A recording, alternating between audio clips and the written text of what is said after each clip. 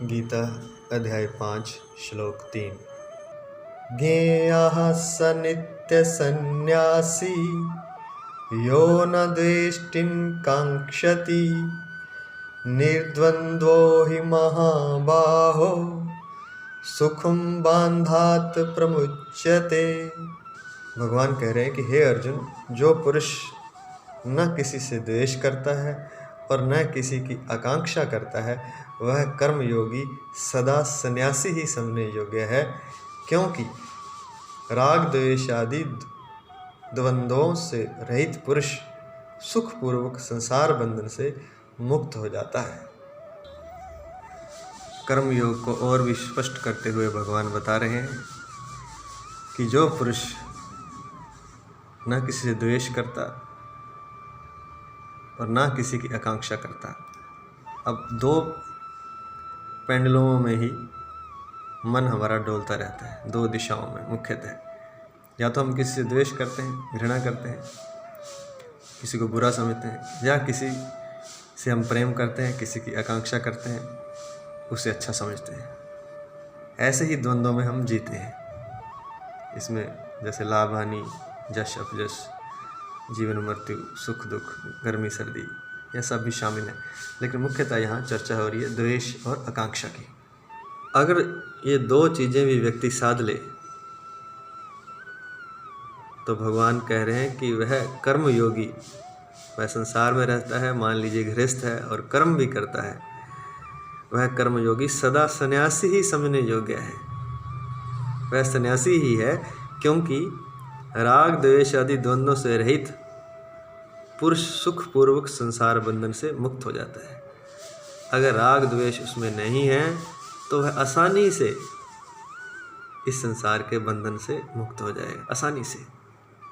सुखम बंधात प्रमुच्यते, सुखपूर्वक संसार बंधन से मुक्त हो जाता है, जिसे भगवान कृष्ण इतना आसान बता रहे हैं। शायद वह इतना आसान नहीं है आम व्यक्ति के लिए, क्योंकि उसका मन दो अतियों में हमेशा डोलता है। या तो वह द्वेष करता है या वह प्रेम करता है, वह उदासीन नहीं रहता है। और अगर ऐसा हो जाए कि ना वो किसी से प्रेम करे और ना किसी से द्वेष करे, इसका तात्पर्य उदासीनता से भी नहीं है, बस द्वंद्वों से मुक्त हो गया है वो। उदासीनता तो एक जड़ व्यवस्था हो जाएगी, जड़ अवस्था हो जाएगी।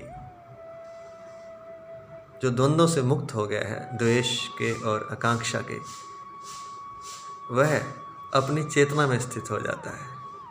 वह उदासीन नहीं होता, वह चेतना में स्थित हो जाता है, क्योंकि चेतना उदासीन नहीं है, सत्य चित आनंद है, सत्य है, चैतन्य है और आनंद स्वरूप है। वह एक आनंद में प्रवेश कर जाता है, वह सत्य में प्रवेश कर जाता है, वह चैतन्य में पूर्णतः होश में प्रवेश कर जाता है और वह आसानी से संसार के बंधन से मुक्त हो जाता है, अर्थात मोक्ष को प्राप्त हो जाता है, या कहीं समाधि में स्थित हो जाता है, परमात्मा को प्राप्त हो जाता है। लेकिन इसके लिए दो काम करने होंगे। द्वेष को छोड़ना होगा।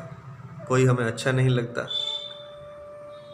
उसके प्रति जो हमारी भावना है, उस भावना को भीतर से निकालना होगा। उसके प्रति जो बुरी भावना है कि यह बुरा है, यह ठीक नहीं है, यह अच्छा नहीं हुआ, ऐसी भावनाओं को मन से निकालना होगा, तो हम द्वेष से मुक्त हो जाएंगे।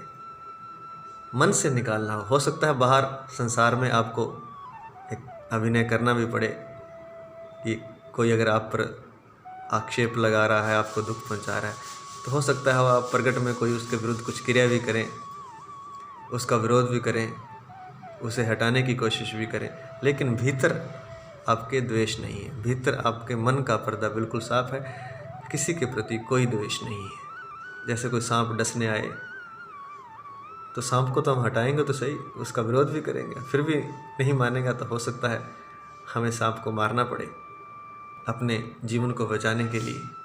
लेकिन भीतर द्वेष नहीं है किसी के प्रति भी। क्रिया हम बाहर से कर सकते हैं, लेकिन भीतर द्वेष नहीं है, और अपनी तरफ से वो क्रिया कोई नहीं करेगा, किसी को मारने नहीं जाएगा, किसी को कष्ट पहुंचाने नहीं जाएगा। हाँ, कोई उस पर अगर कोई हमला करता तो उसका वह प्रतिकार करेगा, लेकिन फिर भी प्रतिकार भी करेगा तब भी भीतर द्वेष नहीं होगा। यह है द्वेष से मुक्त होना। और इसी तरह है आकांक्षा से मुक्त होना। हम आकांक्षा करते हैं, हम चाहते हैं कुछ, किसी व्यक्ति की आकांक्षा करते हैं, किसी वस्तु की, व्यक्ति से सम्मान चाहते हैं, प्रेम चाहते हैं, वस्तुओं से सुख चाहते हैं, तो ये एक आकांक्षा है। अगर हम आकांक्षा को छोड़ दें, हमें किसी से कोई किसी प्रकार की आकांक्षा सुख की नहीं है, भोग की नहीं है, कि वह मेरे जीवन में होगा तो मुझे सुख होगा, तो मैं भोग पाऊंगा, भोगों का आनंद ले पाऊंगा, या यह सामग्री मेरे पास होगी तो मैं सुखी होऊंगा, तो मैं आनंदित होऊंगा। जब ऐसी आकांक्षा वह छोड़ देता है, अर्थात किसी की आकांक्षा नहीं करता, तो वह कर्मयोगी सन्यासी ही है और वह सुखपूर्वक संसार बंधन से मुक्त हो जाएगा। तो दो काम नहीं करने, ना तो किसी से द्वेष करना है और ना किसी आकांक्षा करनी है, ना किसी से प्रेम करना है। प्रकट में करेगा, प्रकट में वह प्रेम भी कर सकता है, लेकिन अपनी तरफ से कुछ नहीं करेगा।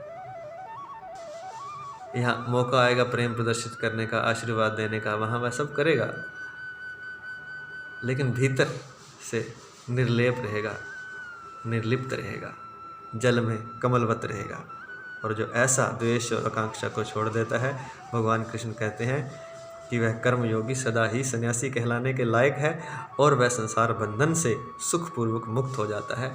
क्योंकि पिछले अध्याय में भी बताया था कि कर्मयोग श्रेष्ठ है, उसी को आगे चल करके और विस्तार से इस श्लोक में बताया गया है। पिछले श्लोक में बताया गया था कि कर्मयोगी श्रेष्ठ है और इसमें उसको और विस्तार से बताया गया है। जय श्री कृष्ण।